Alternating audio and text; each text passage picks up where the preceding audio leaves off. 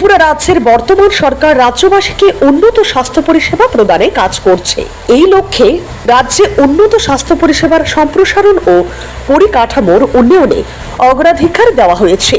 আগরতলা সরকারি মেডিকেল কলেজের 20তম প্রতিষ্ঠা দিবসের উদ্বোধন করে মুখ্যমন্ত্রী প্রফেসর ডক্টর মানিক সাহা এই কথা বলেন।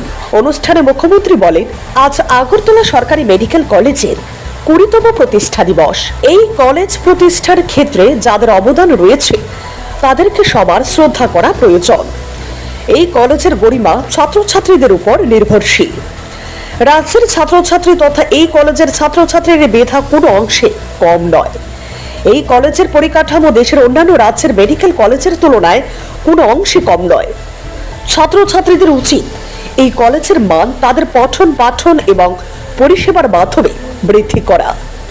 অনুষ্ঠানে মুখ্যমন্ত্রী এই কলেজের সাফল্যের কথা উল্লেখ করে বলেন, এখন পর্যন্ত প্রায় 1100 এর বেশি ছাত্রছাত্রী এই কলেজ থেকে MBBS পাশ করেছে। প্রায় 300 এর বেশি পিজি ছাত্রছাত্রী পাশ করে বেরিয়েছে, যারা রাজ্যের এবং দেশের বিভিন্ন স্থানে সুনামের সঙ্গে কাজ করছে। মুখ্যমন্ত্রী আরো বলেন, রাজ্যের মানুষ কোনোদিন চিন্তাও করতে পারেনি যে রাজ্যেও কিডনি ট্রান্সপ্ল্যান্ট সম্ভব হবে, কিন্তু এই সরকারের সময় এই সাফল্য এসেছে।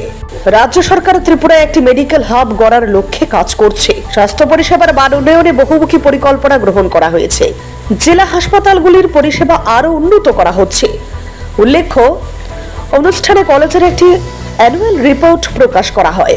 এছাড়াও বিভিন্ন বর্ষের MBBS পাঠরত ছাত্রছাত্রীদের তাদের উল্লেখযোগ্য ফলাফলের জন্য পুরস্কৃত করা হয়। মুখ্যমন্ত্রী প্রফেসর ডক্টর মানিক সাহা সহ উপস্থিত অতিথিগণ ছাত্রছাত্রীদের হাতে স্মারক উপহার ও শংসাপত্র তুলে দেন। অনুষ্ঠানে অন্যান্যদের মধ্যে বক্তব্য রাখেন স্বাস্থ্য সচিব কিরণ কুমার গিত্তে ও আগরতলা সরকারি মেডিকেল কলেজের অধ্যক্ষ ডক্টর অনুপ কুমার সাহা। অনুষ্ঠানে স্বাগত বক্তব্য রাখেন আগরতলা সরকারি মেডিকেল কলেজের সহকারী অধ্যাপক ডক্টর তপন মজুমদার। অনুষ্ঠানে উপস্থিত ছিলেন স্বাস্থ্য দপ্তরের ভারপ্রাপ্ত সচিব ডক্টর ব্রাহ্মিত কৌর, স্বাস্থ্য দপ্তরের অধিকর্তা ডক্টর সঞ্জীব দেববর্মা, স্বাস্থ্য ও পরিবার কল্যাণ এবং রোগ প্রতিরোধ দপ্তরের অধিকর্তা doctor Anjan Das, medical education দপ্তরের অধিকর্তা ডক্টর HP শর্মা।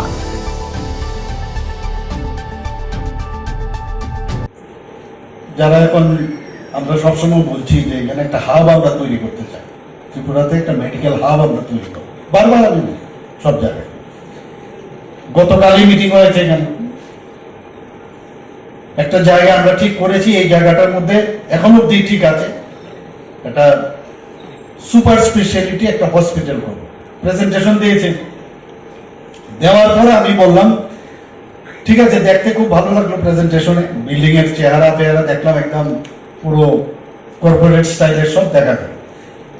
আমি বললাম যে সত্যিকারের অর্থেই যদি সুপার স্পেশালিস্ট যারা আছে সেই রকম হসপিটাল হতে হবে।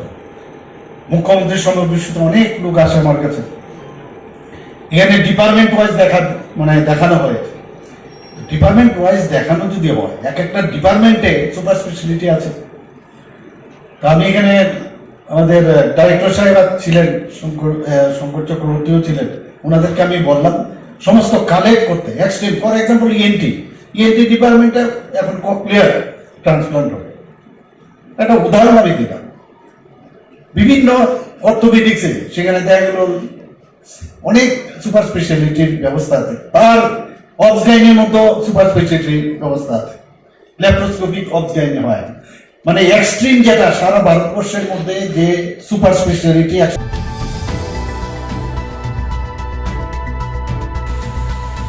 Bureau report, CNE TV।